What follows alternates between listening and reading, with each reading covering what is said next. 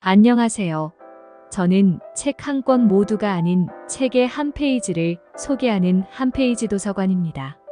오늘은 가을의 시작에 어울리는 사랑 이야기를 소개해 드리려고 합니다. 원문은 더 클래식 세계 문학 컬렉션을 참고하였습니다. 한 페이지 또는 두세 페이지의 책 소개를 보시고 소장하시는 책과 함께 여러분의 인생이 좀 더 풍요로워지길 바라며 구독과 좋아요, 알림 설정 부탁드립니다. 이제 들려드리겠습니다. 후작에게는 백작지위를 가진 마리아라는 어린 딸이 있었다. 마리아의 어머니는 그녀를 낳자마자 세상을 떠났고 후작은 나중에 재혼을 했다. 마리아를 언제 처음 봤는지는 기억나지 않는다. 그녀는 기억의 어둠 속에서 차츰차츰 걸어 나오고 있다. 처음에는 희미하게 어른거리다 점차 선명해지고 점점 내게 다가오더니 마침내 폭풍우 몰아치는 밤의 먹구름 베일을 호련히 벗은 달님처럼 그녀는 내 영혼 앞에 섰다. 그녀는 늘 병마에 시달렸고 말수도 적었으며 언제나 침대에 누워 있었다. 우리가 노는 방에 건너올 때도 침대에 누운 채였다. 하인 두 명이 침대를 옮겨왔다가 피곤해하면 다시 옮겨가곤 했다. 그녀는 새하얀 옷을 입고 있었고 두 손은 반듯하게 깍지를 끼고 있었다. 얼굴은 창백했지만 온화하고 아름다웠으며 눈에는 가늠하기 힘든 깊은 신비로운 무언가가 서려 있어 나는 그녀를 바라보며 저 소녀도 역시 남일까? 하고 속으로 생각했다. 그럴 때면 그녀는 이따금 내 머리 위에 손을 올려놓았고 그러면 뭔가가 온몸에 흐르는 기분이 들어 나는 말도 못하고 꼼짝 않고 서서 그녀의 신비하도록 깊은 눈만 들여다보았다. 우리와 많은 얘기를 나누지는 않았지만 그녀의 눈은 우리의 행동 하나하나를 쫓고 있었다. 어느 따뜻한 봄날, 우리가 노는 방으로 그녀가 옮겨져 왔다. 얼굴은 아주 창백했지만 눈만큼 은 여느 때보다 더 깊고 빛났다. 그녀는 허리를 꼿꼿이 세우고 앉아 우리를 불렀다. 오늘은 내 생일이야. 그리고 오늘 아침에 견진성사도 받았단다. 그래서 이젠 하느님이 부르시면 언제든 갈 수 있게 되었어. 그녀는 자기 아버지에게 잠깐 미소를 지어 보이고 말을 이었다. 물론 너희들과 더 오래오래 함께 지내고 싶지만 언젠가는 너희들과 헤어지게 되겠지. 그렇더라도 나를 까맣게 잊지는 말아줘. 그래서 너희들 모두에게 반지 하나씩을 선물로 주려고 해. 우선은 둘째 손가락에 끼고 있다가 크면 점차 옆으로 옮겨 나중에는 새끼 손가락에 껴줘. 평생 그렇게 끼고 있어야 해. 그래 줄 수 있지? 그렇게 말한 뒤 5손가락에 끼고 있던 반지를 하나씩 뺐다. 이 반지는 너희들과 헤어질 때 내가 가지고 가려던 거야. 하지만 네가 지니고 있으면서 세상에 없는 나를 생각해주는 편이 더 좋겠어. 반지에 새겨진 글을 봐. 주님의 뜻대로. 온화하면서도 장난기가 섞인 미소로 그녀가 말했다. 그래도 내게는 특권이 하나 있어요. 그것은 나의 병과 고독이에요. 종종 젊은 남녀들이 가엾을 때가 있어요. 그들이나 그들의 친척들은 사랑이나 사랑이라고 부르는 것을 생각하지 않고는 가까운 사이가 될 수 없다고 생각하니 말이에요. 그래서 그들은 손해를 보고 있는 거예요. 젊은 여자들은 자기 영혼 속에 무엇이 잠들어 있고 훌륭한 남자친구로부터 듣는 충고로 무엇을 깨달을 수 있는지 전혀 모르고 있죠. 또한 젊은 남자들에게 그들의 마음속 갈등을 멀리서 지켜주는 여자친구가 있다면 그들은 여러 가지 기사의 도를 다시 얻게 될 거예요. 하지만 그런 일은 별로 없는 것 같아요.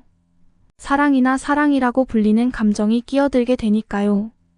두근거리는 가슴, 희망의 물결, 아름다운 얼굴을 보는 희열, 달콤한 감상, 때로는 이해타산까지 다시 말해 순수한 마음의 고요한 대양을 어지럽히는 것이 나타나는 거예요.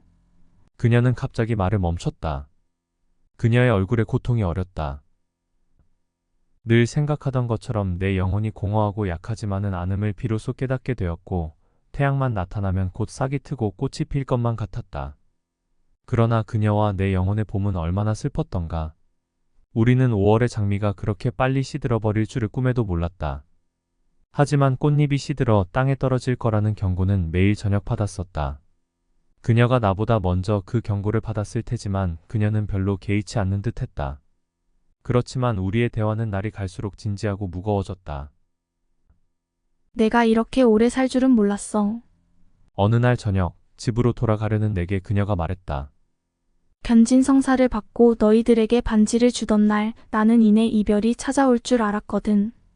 그런데 이렇게 여태 살아서 아름다운 것들을 즐기고 있으니 물론 괴로울 때도 많았지만 그런 건 빨리 있는 게 현명할 테지.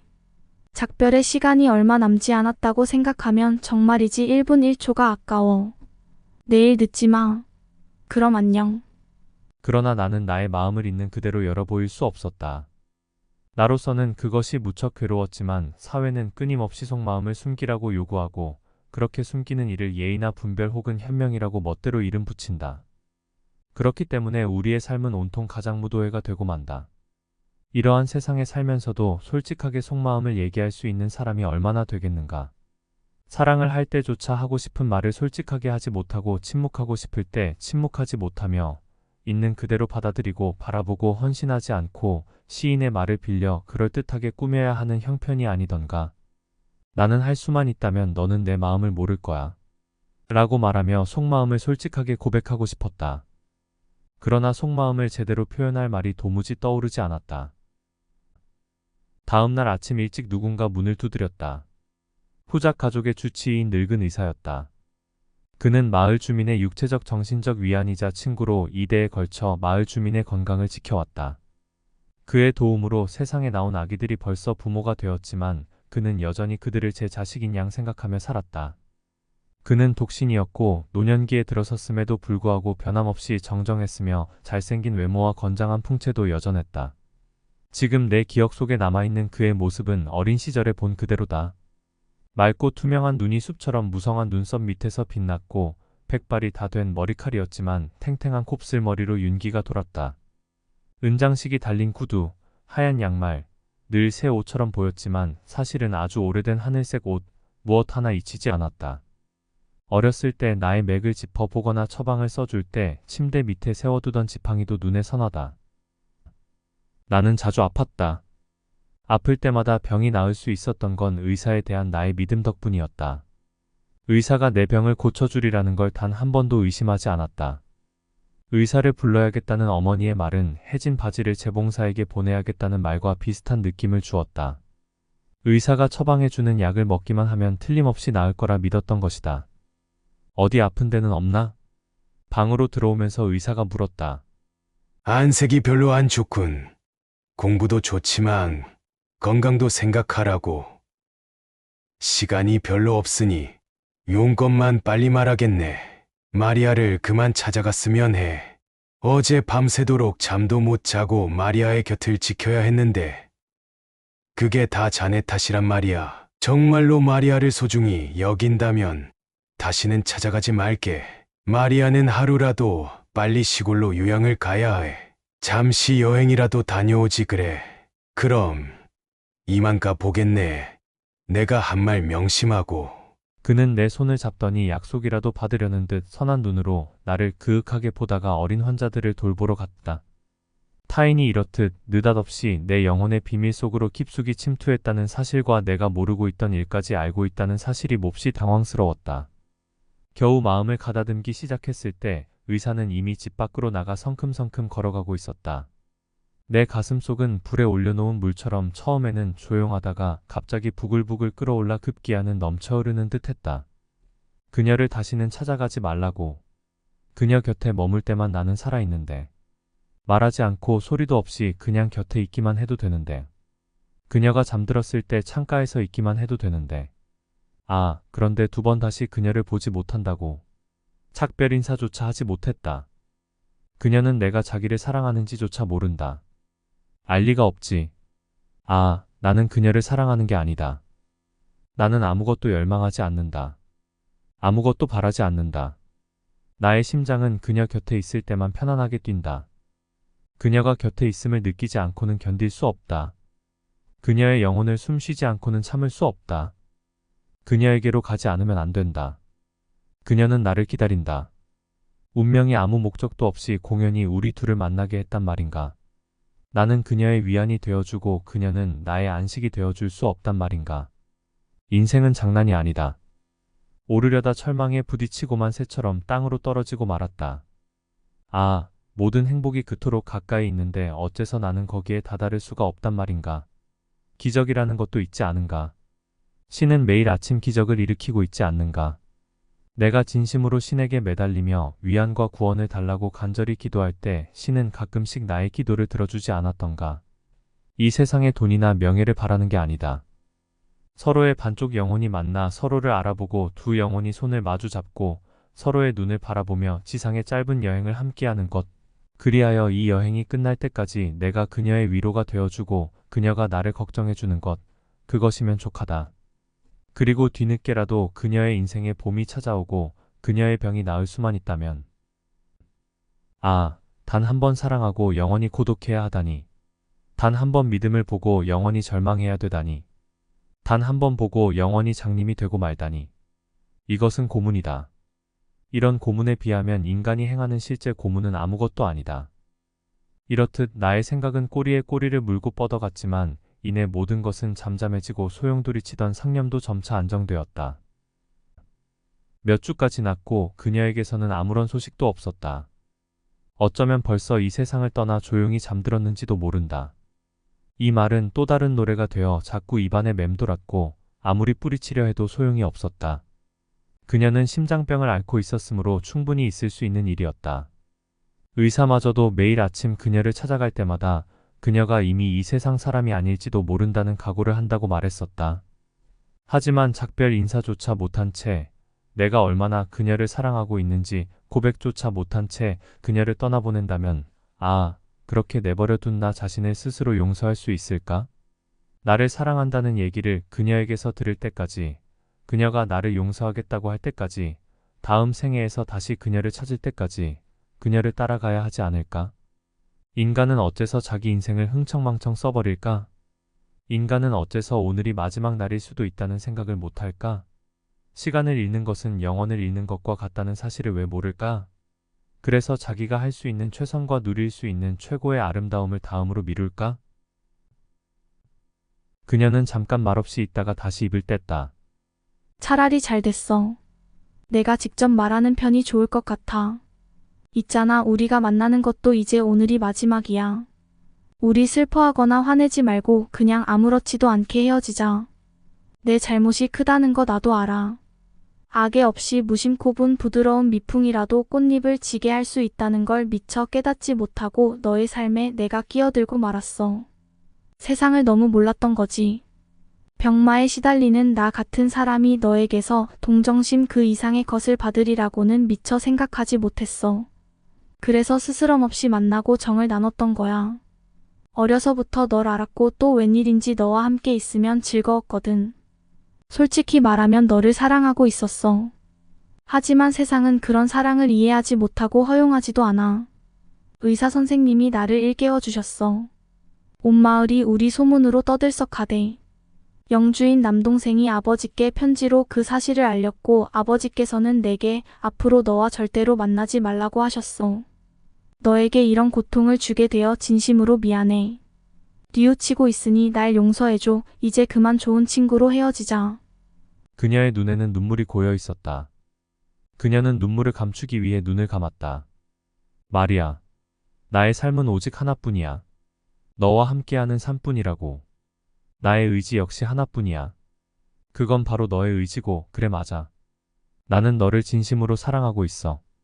그렇지만 내게 그럴 자격이 없다는 것도 잘 알아. 신분으로 봐도 그렇고 마음의 고결함이나 순결함에서도 너에게 많이 부족하기 때문에 너를 나의 여자라고 생각하는 것조차 당치 않다는 걸 잘 알아. 하지만 이 세상에는 그런 남녀 관계 말고는 우리 둘이 함께 걸을 다른 길이 없어. 마리아, 너는 자유야. 나는 어떤 헌신도 기대하지 않아. 내가 싫다면 우리는 영원히 만나지 않을 거야. 하지만 내가 나를 사랑하고 있다면, 내가 나의 것이라고 느낀다면 한간의 소문쯤은 무시할 수 있지 않을까? 세상 사람들의 차가운 비난 따위는 잊어버리자. 나는 일생 동안 너를 나의 품에 안고 가겠어. 죽든 살든 너의 것이 되겠다고 이렇게 무릎 꿇고 맹세할게. 그런데 왜 나를 사랑하지? 그녀는 이 결정적인 순간을 조금이라도 지연시키려는 듯 낮은 목소리로 물었다. 왜냐고? 마리아. 어린아이에게 왜 태어났냐고 물어봐. 들의 핀 꽃에게 왜 피었냐고 물어봐. 태양에게 왜 햇빛을 비추냐고 물어봐. 내가 너를 사랑하는 건 그럴 수밖에 없기 때문이야. 이 대답이 부족하다면 내가 가지고 있는 여기 이 책의 말을 빌려 대답할게. 그녀는 나직하게 중얼거렸다. 혼자 있고 싶어. 힘이 들어 더는 못 앉아 있겠어. 다음에 봐. 안녕. 나의 친구, 나의 사랑, 나의 구원자. 이것이 내가 그녀에게 들은 마지막 말이었다. 아니, 마지막 편지가 더 있었다. 나는 집으로 돌아와 내 처지를 슬퍼하며 침대에 누웠다. 자정이 지났을 무렵 마리아의 주치의가 찾아왔다.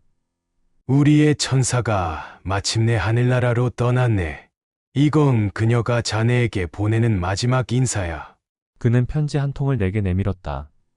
편지 속에는 예전에 그녀가 내게 주었고 내가 다시 그녀에게 돌려주었던 주님의 뜻대로라고 새겨진 반지가 들어 있었다.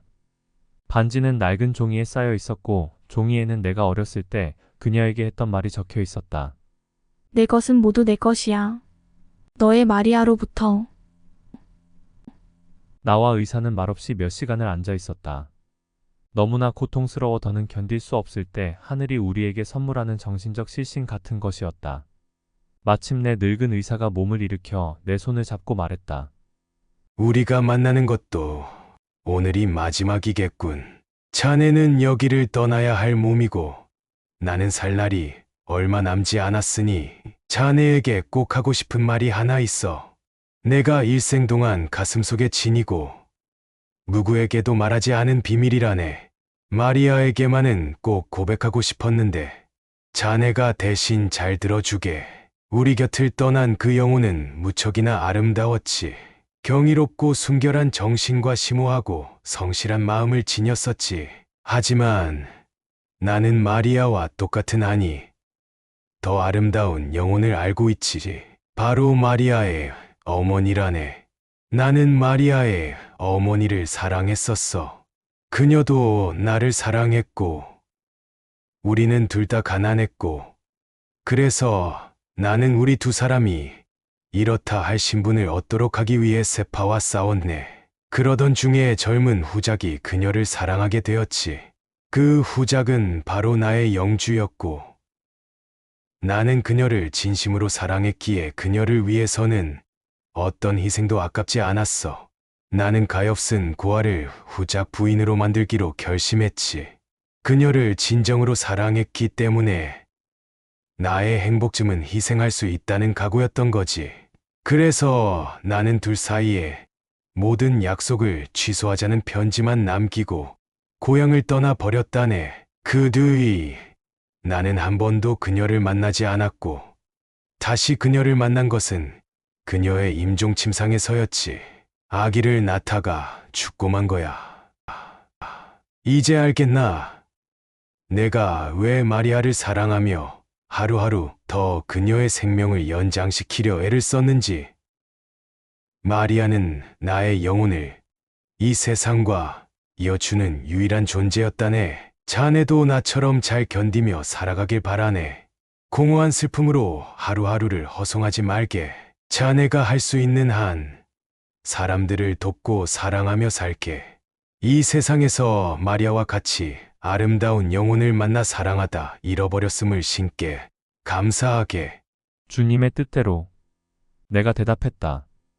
그리고 우리 둘은 마지막 작별 인사를 나눴다.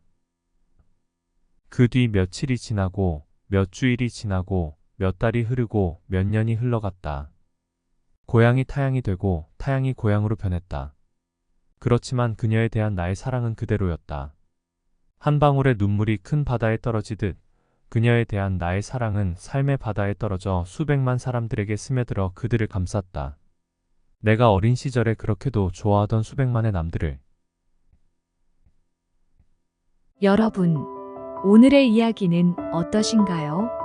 해당 책은 독일 출신의 비교 언어학자 프리드리히 막스밀러가 1856년에 쓴 독일인의 사랑이라는 책으로 병으로 짧은 인생을 살다 간 연인 마리아를 향한 주인공의 지고지순한 사랑을 그려낸 작품입니다. 막스밀러는 겨울 나그네로 유명한 독일의 낭만파 서정시인 비렐름 밀러의 아들인데요. 전생애 동안 오직 한 편의 소설을 썼고 그 작품이 오늘 소개해드린 독일인의 사랑입니다. 옥스퍼드 대학에서 언어학 교수로 재직 중이던 막스 밀러는 우연히 만난 19세의 한 영국 소녀에게 깊은 사랑을 느끼게 되었다고 합니다. 그러나 부유한 가문의 출신이었던 애들레이드를 향한 그의 사랑은 결코 순탄치 않았고 나이, 신분, 국적, 종교라는 여러 가지 벽에 부딪혀 그의 청혼은 번번이 거절당하였습니다. 그로 인해 깊이 상심하게 된 그는 사랑의 조건에는 무엇이 있으며 사랑의 진정한 의미는 무엇인지에 대해 진지하게 고민하게 되었습니다. 그의 지고지순한 사랑은 결국 1859년에 그녀의 아버지로부터 결혼 승낙을 얻어 사랑의 결실을 이루지만 시련의 아픔을 겪는 동안 그가 느꼈던 사랑에 대한 수많은 상념은 독일인의 사랑을 쓰게 한 원동력이 되었다고 합니다. 사랑에 대한 아름답고 서정적인 표현으로 유명한 책이니 올가을 꼭 한번 읽어보시길 바라며 오늘의 책 소개를 마치겠습니다. 더 좋은 책으로 뵙겠습니다. 감사합니다. 한 페이지 도서관이었습니다.